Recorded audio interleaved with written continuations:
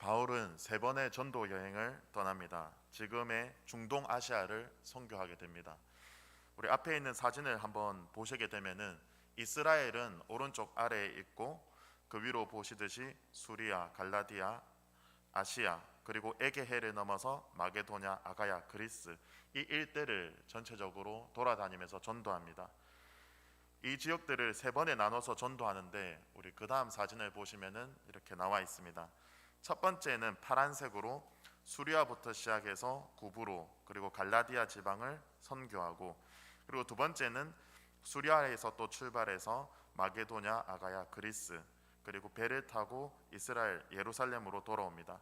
그리고 세 번째는 보라색으로 또 수리아에서 출발해서 아시아, 마게도냐, 아가야, 그리스 그리고 그리스도의 반환점을 돌아서 다시 쭉 반대로 돌아오게 됩니다. 4차는 전도 여행이라 되어 있지만은 예루살렘으로 돌아온 바울은 유대인들에게 잡히게 됩니다. 그런데 로마인이었기 때문에 나는 황제에게 재판을 받겠다 해서 마지막 네 번째는 로마로 호송되는 것이 4차 전도 여행입니다. 오늘 함께 다루고자 할 것은 이 보라색의 마지막 지점, 쭉 수리아에서 출발해서 마게도냐, 아가야 그리고 그리스의 고린도라는 지역에 바울이 머물렀습니다. 그곳에 도착했을 때 겨울이었습니다. 이곳의 겨울은 어디를 갈 수도 없고 배를 탈 수도 없기 때문에 이곳에서 3개월 동안 머물렀습니다. 그리고 그는 이곳에서 앞으로 어떤 계획을 가지고 나는 전도 활동을 할 것인지, 그리고 10년간 이어졌던 이 3차의 전도 여행 동안에 자기가 하나님에 대해서 알고 있던 것을 정리했습니다. 그리고 그곳 고린도에서 로마 교회를 향해 편지를 씁니다. 나는 로마 교회를 넘어서 스페인까지 전도할 계획입니다. 그것이 오늘 함께 볼 로마서입니다. 이 로마서는 읽고 변화된 사람들이 아주 많습니다. 고대에서 중세로 넘어갔던 발판을 마련했던 어거스틴, 그리고 종교개혁을 이끌었던 마틴 루터, 그리고 감리교의 창시자였던 존 웨슬리, 기독교 역사상 아주 유명한 사람들이 이 로마서 말씀을 읽고 변했습니다. 우리가 잘 알고 있는 예수님의 행적이 기록되어 있는 사복음서, 그리고 성령님의 역사가 그대로 나타나 있는 초대교회의 모습이 담겨 있는 사도행전, 이런 책들도 많이 있는데 왜 하필 로마서일까요?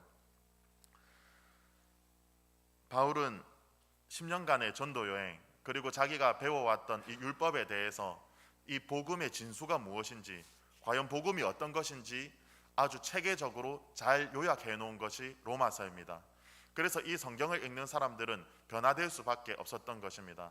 복음이 무엇이고 예수님이 누구신지 차례차례로 읽어갈 때 그냥 막상 읽으면은 좀 쉽지 않은 내용도 많지만은 이 말씀을 한 구절 한 구절 이해하고 넘어갔을 때 우리들은 변화될 수밖에 없었던 것입니다.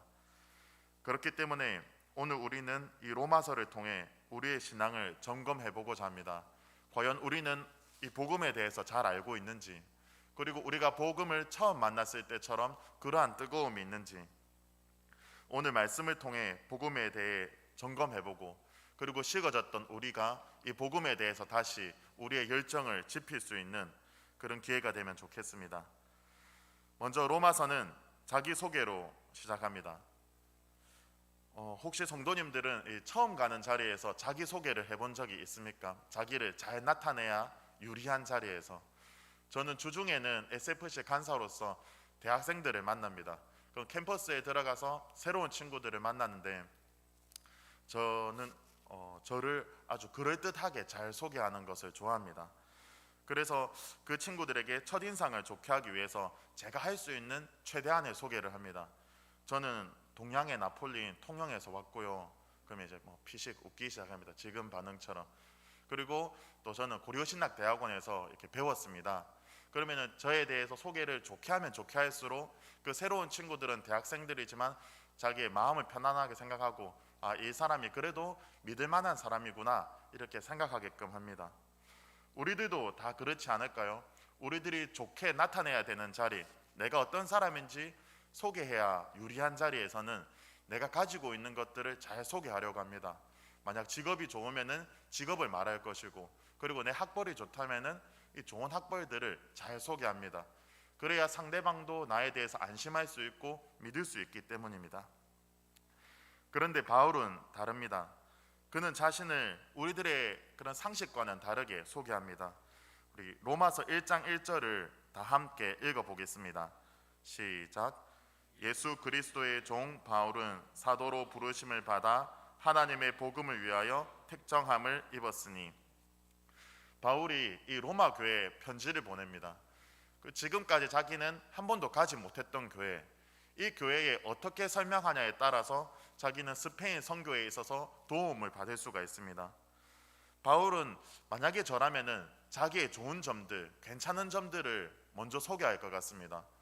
바울은 자기에 대해서 좋게 설명할 수 있는 거리들이 아주 많습니다. 먼저 그는 로마인이었습니다. 이 거대한 로마 제국에서 로마 시민권을 가지고 있다는 것은 엄청난 특혜입니다. 왜냐하면 제가 생각할 때 제일 좋은 특혜는 그가 어디로 가든지 재판에 처하게 된다면은 나는 로마 황제에게 재판을 받겠습니다 라고 말한다면은 그는 로마로 가서 로마 황제에게 재판을 받을 수 있는 권한이 있습니다. 태어날 때부터 로마 시민이었던 이 바울은 다른 사람들이 아주 부러워할 만한 그런 출신인 것이죠. 또한 그는 가말리엘이라는 이 이스라엘에서 최고의 율법 선생이라는 사람에게 공부를 했습니다. 한 1년에 2-3명 정도만 이 가말리엘의 제자가 될 수 있었는데 그 지원 자격 요건조차 13살까지 토라를 완전히 암송해야 지원을 할 수 있었습니다. 그럼 지원한 사람들 속에서 2-3명만 선출되는 것이죠. 이 토라라는 것은 지금의 모세 오경입니다. 그러니까 엄청나게 쟁쟁한 그 확률을 뚫고 경쟁을 뚫고 가말리엘이라는 이 율법 교사의 제자가 된 것입니다. 만약 제가 이 로마 교회에 편지를 쓴다면은 제일 첫 문장에 이렇게 쓸 것 같습니다. 로마 교회 성도님들, 저는 로마 시민인 바울입니다. 제가 스페인으로 선교하러 갈 때 저를 도와주면 좋겠습니다. 이 제국 내에서 로마인이라는 이 권한은 제가 선교할 때 어려움에 당하더라도 언제든지 도움을 받을 수 있습니다. 그리고 여러분들이 알고 있는 가말리엘이라는 율법 교사 밑에서 배웠습니다. 유대인이든 이방인이든 어떤 사람이든 이 성경 말씀으로써 누구든 잘 저는 전도할 수 있습니다. 그런데 오늘 말씀을 보면은 바울은 자기에 대해서 이렇게 설명하는 것이 아니라 아주 간략하게 설명합니다. 저는 예수 그리스도의 종입니다. 이 종을 그 시대 때 표현을 그대로 사용한다면 노예라는 뜻입니다. 예수 그리스도의 노예입니다. 지금으로는 우리에게 익숙하지 않겠지만은 그 당시의 사람들은 자기 소개할 때 절대 나는 그 노예다라는 말을 전혀 사용하지 않았습니다. 왜냐면은 노예는 그냥 도구와 똑같은 존재이기 때문입니다. 그 당시에 도구로 사용되는 것은 당나귀와 노예가 있었습니다. 그러니까 취급 자체가 그냥 일하는 도구 정도로 생각한 것입니다. 그 당시에 사람들이 말하기를 당나귀와 노예는 똑같다. 그런데 다른 점이 있다면은 노예는 말하는 당나귀다. 그러니까 그 신분 자체나 그 인격이나 그 생각이나 이 모든 것이 아무것도 없는 것입니다. 그리고 노예의 귀에는 구멍이 하나 뚫려 있습니다. 그러면 노예 시장에 사람들이 다 서게 됩니다. 그럼 어떤 주인이 될 사람이 이 노예들을 보고 괜찮은 사람을 골라갑니다. 그럼 그 사람의 귀에 하나를 붙이게 됩니다. 그것은 그 주인의 이름표입니다. 이 노예에게는 인격도 없고 자기 생각도 없고 그냥 이 이름표 붙은 대로 주인이 하라고 하는 데만 그대로 하는 것이 노예였던 것입니다. 그렇기 때문에 그 당시의 사람들이 자기 소개를 할 때 나는 아무것도 아니고 도구인 노예입니다. 이렇게 사용하지 않죠. 하지만 바울은 자신을 예수 그리스도의 노예라고 설명합니다.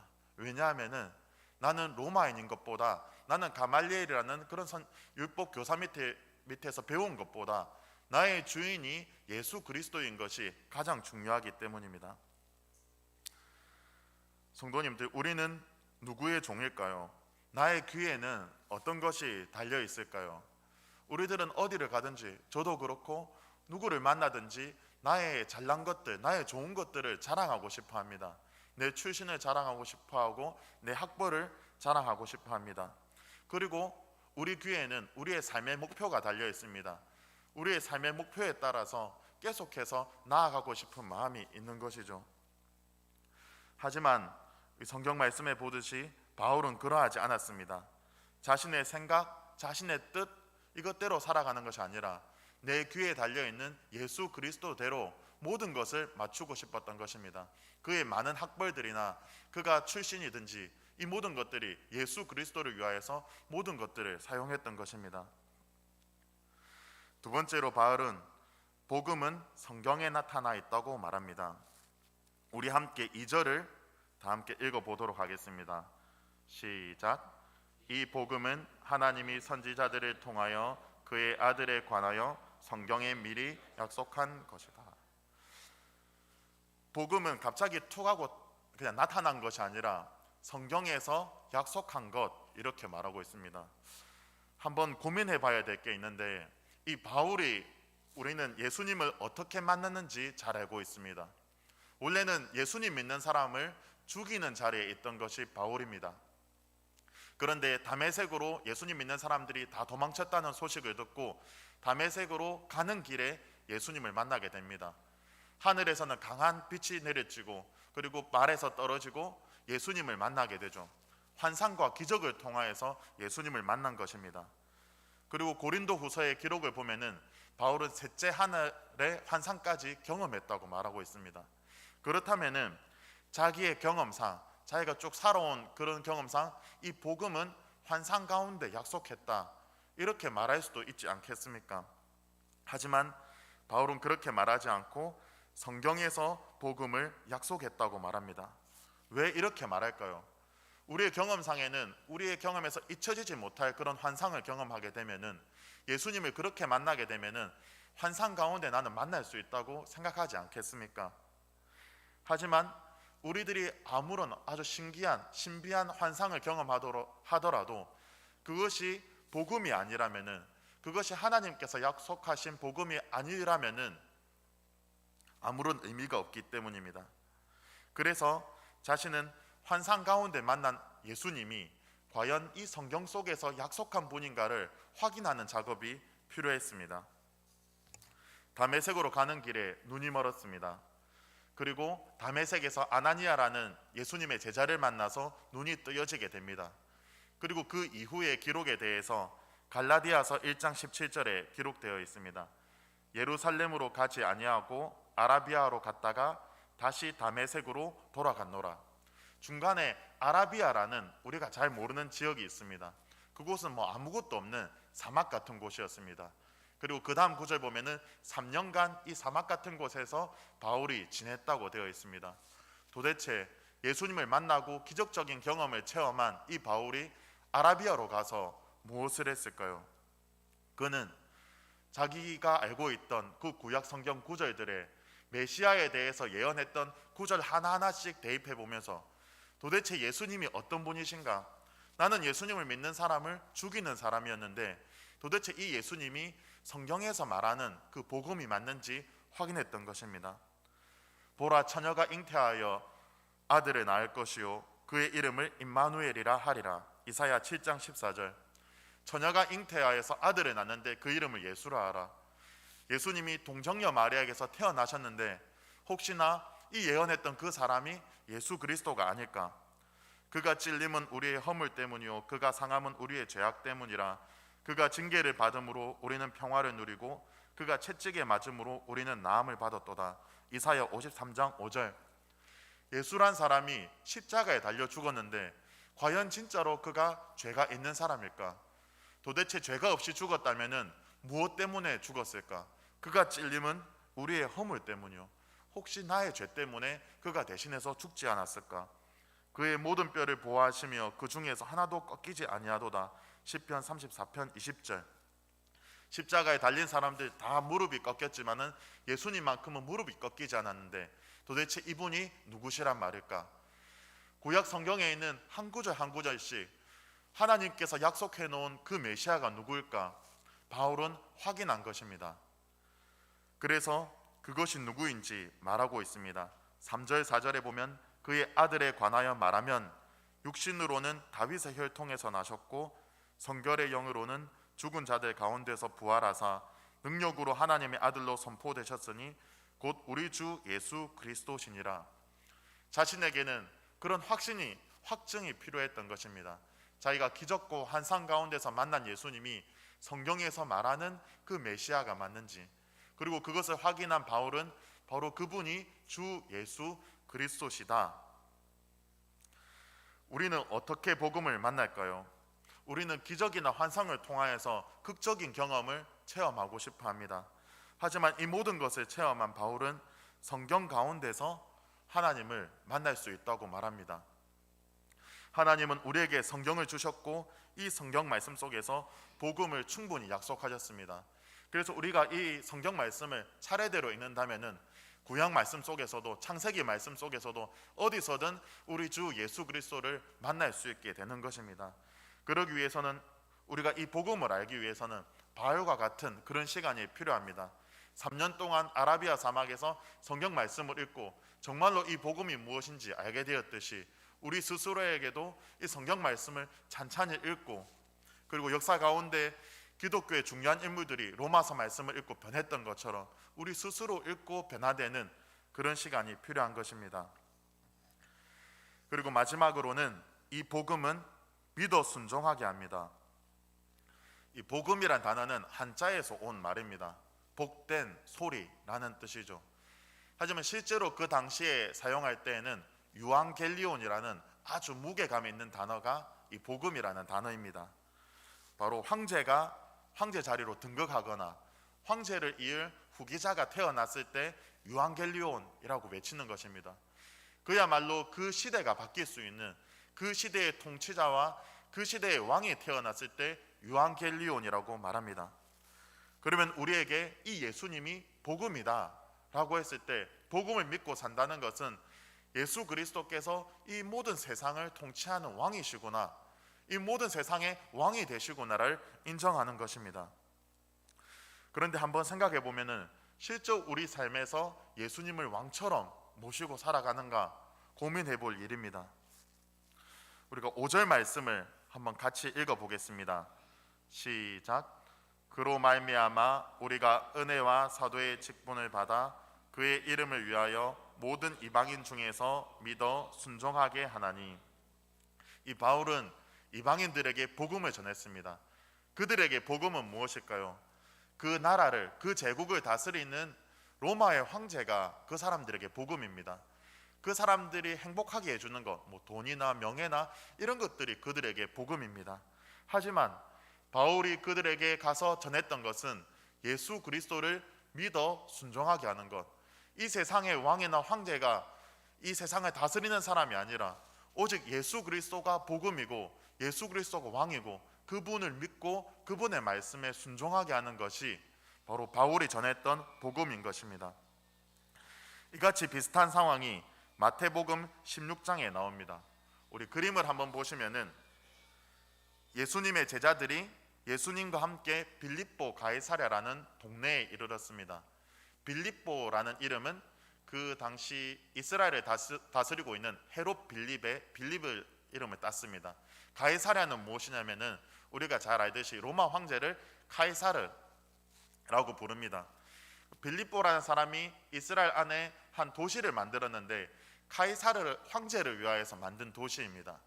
그래서 이 도시를 가게 되면은 로마의 모든 것을 다 뺏겨 놓았습니다. 건축물 같은 것도 로마에 있는 건축물들을 가지고 왔고, 동상이 있다면은 로마 황제를 나타내는 동상을 만들어 놓았습니다. 사람들이 이 도시에 오게 되면은 어떤 생각을 가질까요? 아, 우리를 다스리는 사람은 카이사르구나. 이 도시의 통치자와 이 온 세상의 통치자는 바로 카이사르구나. 이렇게 느끼게 됩니다. 근데 그곳에서 예수님이 제자들에게 물어봅니다. 너희는 나를 누구라 하느냐? 그때 베드로가 대답합니다. 주는 그리스도시요 살아계신 하나님의 아들입니다. 우리가 잘 믿을 수 있는 환경, 우리가 주님을 주라고 고백하는 것이 당연한 환경에 있다면 이 모든 것이 자연스러울 것입니다. 하지만 우리가 처해 있는 삶이 이런 것입니다.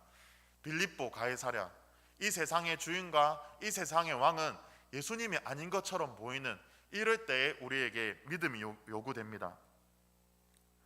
우리도 이런 상황을 잘 알고 있습니다. 우리 지난번에 설교하러 오셨던 김인 선교사님이 미얀마로 이렇게 가려고 합니다. 그곳에 왜 갈까요?